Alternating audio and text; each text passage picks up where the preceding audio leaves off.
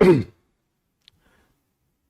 Evening students, welcome again to career and competition English by मैं Gautam sir.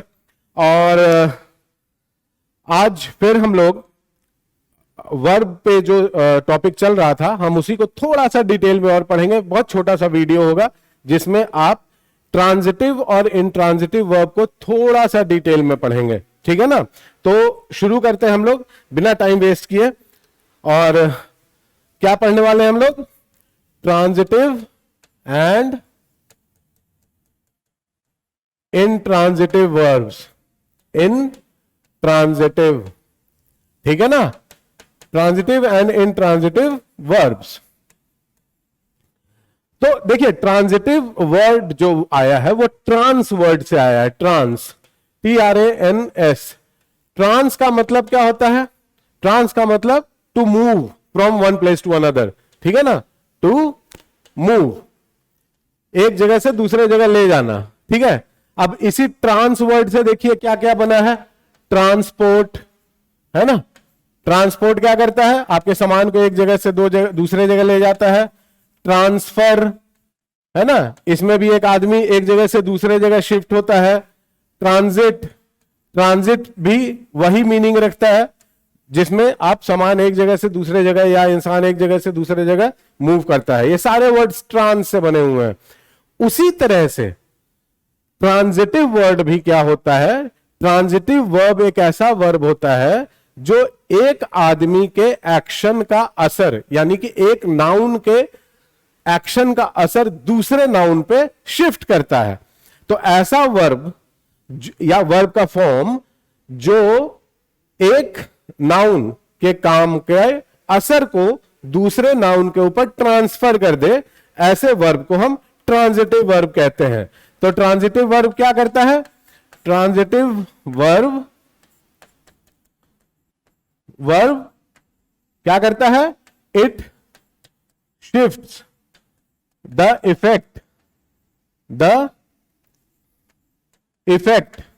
Of the action of subject to the object, ठीक है ना। Subject जो भी काम करता है उसके काम का असर ट्रांजिटिव वर्ब शिफ्ट कर देता है ऑब्जेक्ट के ऊपर, सही है। उसके बाद तो इसका अगर हम ये तो उसका फंक्शन हो गया, वो काम क्या कर रहा है, ठीक है ना। तो अगर हम बोले कि सर ट्रांजिटिव वर्ब होता क्या है, व्हाट इज, हम उसको डिस्क्राइब कैसे करेंगे? तो अ verb that needs an object to complete the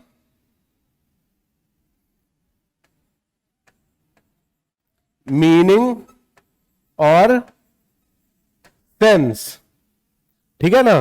एक ऐसा वर्ब जिसको एक ऑब्जेक्ट चाहिए, उसका मीनिंग, किसका?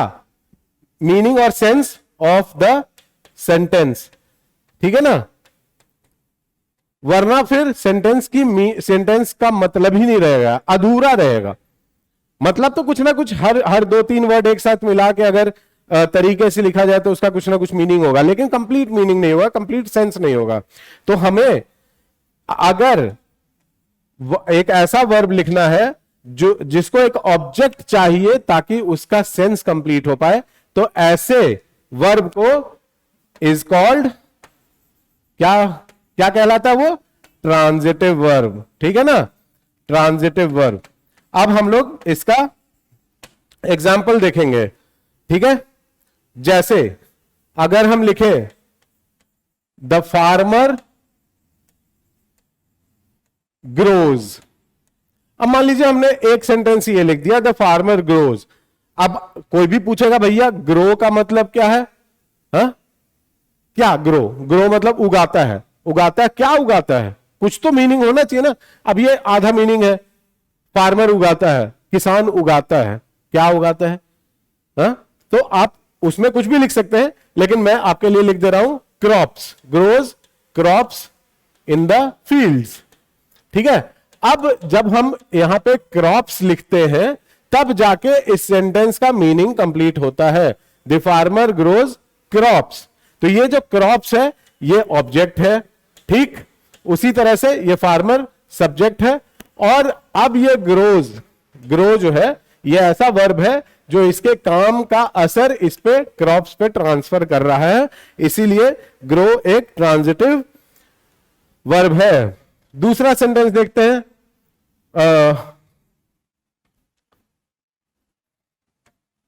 Father bought her a chocolate, father bought her a chocolate. Okay, पापा ने उसके लिए चॉकलेट खरीदा। अब अगर हम यहीं पे बॉट कर देते, फादर बॉट, क्या होता है? कुछ नहीं। क्या खरीदा? कुछ पता नहीं है। किसके लिए खरीदा? कुछ पता नहीं है। लेकिन जब हम हर जोड़ते हैं, father bought her a chocolate, तब जाके मीनिंग। अब यहां पे देखिए, हमने कल ही बात की थी पिछले क्लास में कि कभी कभी एक वर्ब के दो ऑब्जेक्ट्स होते हैं। ठीक है, एक इनडायरेक्ट ऑब्जेक्ट होता है, एक डायरेक्ट ऑब्जेक्ट होता है। जो इनडायरेक्ट ऑब्जेक्ट होता है वो डायरेक्ट ऑब्जेक्ट का रिसीवर होता है। अब यहां पे रिसीवर कौन है? वो लड़की है जिसको क्या मिल रहा है? चॉकलेट मिल रहा है। तो चॉकलेट डायरेक्ट ऑब्जेक्ट हो गया, और हर जो है वो इनडायरेक्ट ऑब्जेक्ट हो गया। Indirect object is the receiver, is the receiver of the direct object, है ना। तो हर जो भी लड़की है, सीता, गीता, एनी बडी, जो भी लड़की है, उसके पिता ने उसको चॉकलेट खरीदा, तो चॉकलेट को रिसीव कर रही है वो लड़की, तो वो लड़की क्या हो गई? इनडायरेक्ट ऑब्जेक्ट, और जो भी चीज उसको मिल रहा है वो उसका डायरेक्ट ऑब्जेक्ट हो गया। अब हम एक और सेंटेंस लेते हैं, द पीएम लॉन्च्ड। मान लीजिए हम ये सेंटेंस बनाते हैं, द पीएम लॉन्च्ड। क्या लॉन्च किया भैया? लॉन्च हो गए खुद? क्या पीएम साहब खुद उड़ गए? ऐसा तो नहीं होता। उन्होंने कोई कुछ लॉन्च किया होगा, कोई प्लान लॉन्च किया होगा, कोई स्कीम लॉन्च किया होगा। तो अगर मान लीजिए लिखता हूं, launched a scheme, the PM launched a scheme. ठीक है, the PM launched a scheme this year. ठीक है ना, the PM launched a scheme this year. अब यहां पे पीएम साहब क्या कर रहे हैं? लॉन्च कर रहे हैं। क्या लॉन्च कर रहे हैं? एक स्कीम। जब तक ये स्कीम आप नहीं डालिएगा तब तक इस सेंटेंस का कोई मीनिंग नहीं होगा। ठीक है ना। ओके, अच्छा, ये दिस ईयर क्या है? ये दिस ईयर टाइम है, टाइम है। तो ये ऑब्जेक्ट होगा कि नहीं होगा, ये हम आगे आने वाले, कभी भी कोई टाइम बताने वाला कोई वर्ड या टाइम बताने वाला कोई फ्रेज अगर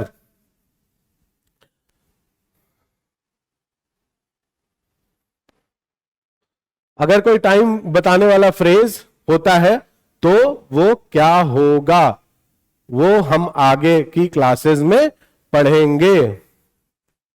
ठीक है ना। फिलहाल हमको बस इतना मतलब है कि भैया ये सब्जेक्ट है, ये ऑब्जेक्ट है, और चूंकि इस सब्जेक्ट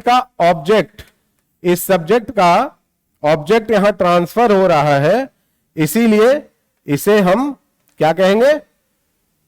ट्रांजिटिव वर्ब कहेंगे। किसको? लॉन्च को। ठीक है जी, तो ये हो गया। अब हम नेक्स्ट वर्ड एक और देख लेते हैं, और वो वर्ड क्या है? आप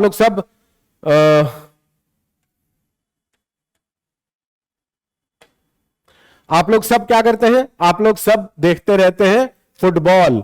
तो चलिए एक फुटबॉल से वर्ड निकाल लेते हैं। ठीक है, मेसी किक्ड। अब मेसी ने किक किया। क्या किक किया? किसको किक कर दिया? कहीं ऐसा तो नहीं किसी फुटबॉल प्लेयर को ही किक कर दिया उसने, है ना। तो जब तक आप यहां एक और नाउन नहीं जोड़िएगा तब तक आपको इस सेंटेंस का मीनिंग पता नहीं चलेगा। मेसी किक्ड द बॉल, है ना, मेसी किक्ड द बॉल। अब आप देखिए कि इस सेंटेंस का मीनिंग पूरा हो रहा है। तो मेसी क्या है? सब्जेक्ट है, द बॉल क्या है? ऑब्जेक्ट है, और ये वर्ब कौन सा वर्ब है? ट्रांजिटिव वर्ब है, ठीक है ना, ट्रांजिटिव वर्ब है। ओके, तो ट्रांजिटिव वर्ब के हमने आपको 3-4 एग्जाम्पल बताए हैं। अब हम लोग आते हैं इनट्रांजिटिव वर्ब पे, ठीक है। इनट्रांजिटिव वर्ब क्या होता है? जस्ट ट्रांजिटिव वर्ब का उल्टा, ठीक है। इसको अपना मीनिंग पूरा करने के लिए किसी भी तरह के ऑब्जेक्ट की आवश्यकता नहीं पड़ती है। It does not need it does not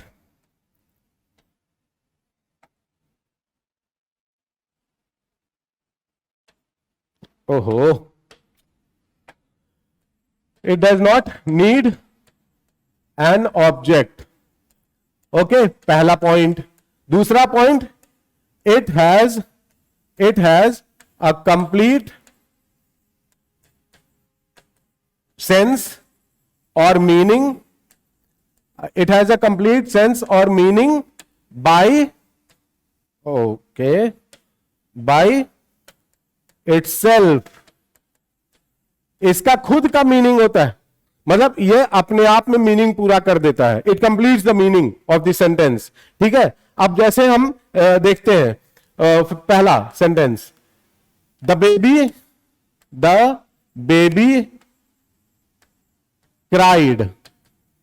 cried, बच्चा रोया। अब बच्चा रोया तो इसको ऑब्जेक्ट की जरूरत नहीं है ना, किस पे रोएगा? बच्चा तो रो रहा है ऐसी है, लड़के हंस रहे हैं, उछल रहे हैं। The boys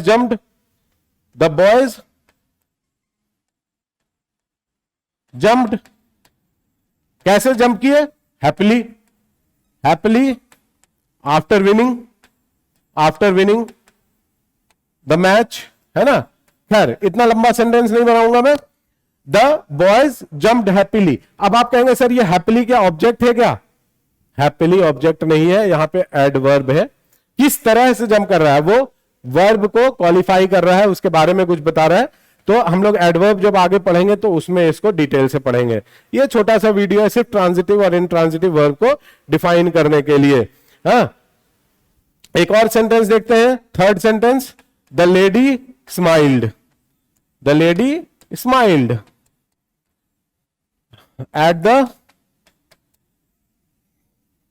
at the man. लड़की औरत जो है वो आदमी को देख के मुस्कुराई। तो अब यहां पे कुछ पूछेंगे बच्चे की, सर ये एट द मैन क्या ऑब्जेक्ट है? मैंने पिछली क्लास में भी कहा था कि अगर आपको ऑब्जेक्ट देखना है तो आप वर्ब के साथ whom लगा दे, सिर्फ whom। The lady smiled whom, कोई मीनिंग ही नहीं निकलता है, ठीक है ना। औरत ने स्माइल किया किसको नहीं, किसकी तरफ। तो जैसे ही आप तरफ यूज करते हैं तो वहां पे direction of adverb of direction आ जाता है, ठीक है ना। तो एडवर्ब ऑफ डायरेक्शन हम लोग आगे चल के पढ़ेंगे जब हम एडवर्ब पढ़ेंगे। यहां पे ये क्लियर है कि द लेडी स्माइल्ड भी अगर हम लिख देते तो भी इस सेंटेंस का मीनिंग कंप्लीट हो जाता। अब हम लोग आखिरी देखेंगे, द सोल्जर्स मार्च। एक और सेंटेंस है, fourth sentence, the soldiers marched. अब देखिए यहां पे किसी भी तरह का ऑब्जेक्ट का जरूरत नहीं है, सोल्जर्स मार्च कर रहे हैं, यहां पे किसी ऑब्जेक्ट की जरूरत नहीं है। ये सेंटेंस अपने आप में कंप्लीट है और ये जो वर्ब है इस सेंटेंस को पूरा कंप्लीट मीनिंग देता है। कुछ बच्चे ये जानना चाहेंगे कि क्या कोई वर्ब ऐसा है जो ट्रांजिटिव भी है और इनट्रांजिटिव भी है ना। Verbs that are transitive and intransitive also. क्या कोई वर्ब ट्रांजिटिव भी हो सकता है और इनट्रांजिटिव भी हो सकता है? तो देखते हैं एक दो सेंटेंस। अगर मैं लिखूं the car stopped, the car stopped. अब यहां देखिए स्टॉप्ड क्या है? इनट्रांजिटिव वर्ब है, ठीक है ना। अब इस सेंटेंस को और कुछ लिखने की जरूरत नहीं है, कार जाके रुक गई, ठीक। अगर मैं लिखूं द ड्राइवर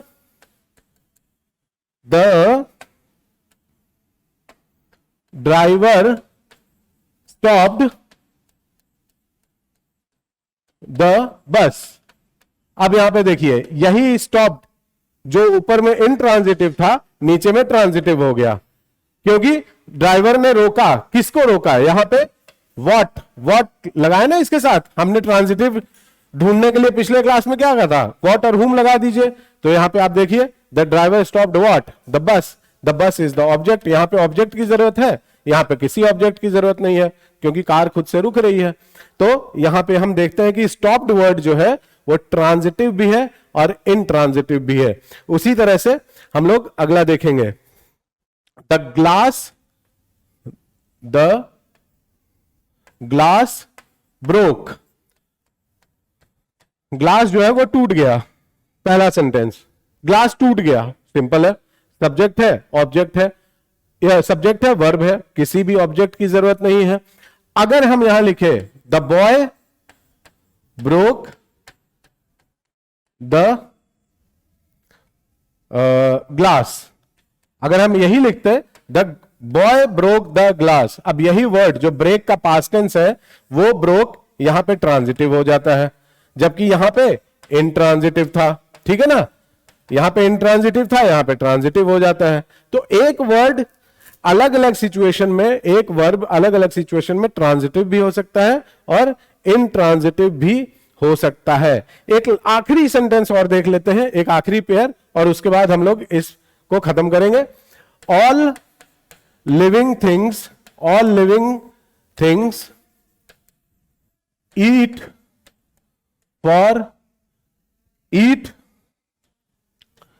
किसके लिए ईट करते हैं? To live. ठीक है, सब लिविंग थिंग्स जो है वो खाते हैं, ईट। ठीक है, अब यहां पे ईट के बाद अगर हम टू लिव नहीं भी लगाते तो भी मीनिंग कंप्लीट था कि सारे लिविंग थिंग्स खाना खाते हैं। ठीक है, क्यों खाते हैं ये तो हमको पता ही है। ठीक है, यहां पे ये रीजन है क्यों, वाई। ये वाई भी जहां आएगा वो ऑब्जेक्ट नहीं होता है, वो कुछ और होता है, हम लोग आगे पढ़ेंगे। लेकिन अगर मैं बोलूं मोहन ईट्स, अब यहां पे हमने लिखा ईट्स अ मैंगो। अब ये सेंटेंस जो है यहां पे ये वर्ब जो है वो ट्रांजिटिव हो जाता है। यही ईट वर्ब जो है यहां पे इनट्रांजिटिव था, लेकिन नीचे वाले सेंटेंस में ये ट्रांजिटिव हो जाता है। It is very easy. एक वर्ड कहीं भी ट्रांजिटिव के तौर पे यूज हो सकता है और कहीं कहीं पे वो इंट्रांजिटिव के तौर पे भी यूज हो सकता है। ऐसा नहीं है कि एकदम डिवीजन है कि भाई यही वर्ब ट्रांजिटिव होगा, यही वर्ब इंट्रांजिटिव होगा। ठीक है ना, तो बेसिक डिफरेंस आप लोग समझ ही गए होंगे कि ट्रांजिटिव और इंट्रांजिटिव वर्ब में क्या डिफरेंस है। तो इसी तरह आप लोग हमारे साथ जुड़े रहें, English classes with Mayank Gautam sir, और सीखते रहें और तैयारी करते रहें अपने कॉम्पिटिशन्स की। Thank you very much.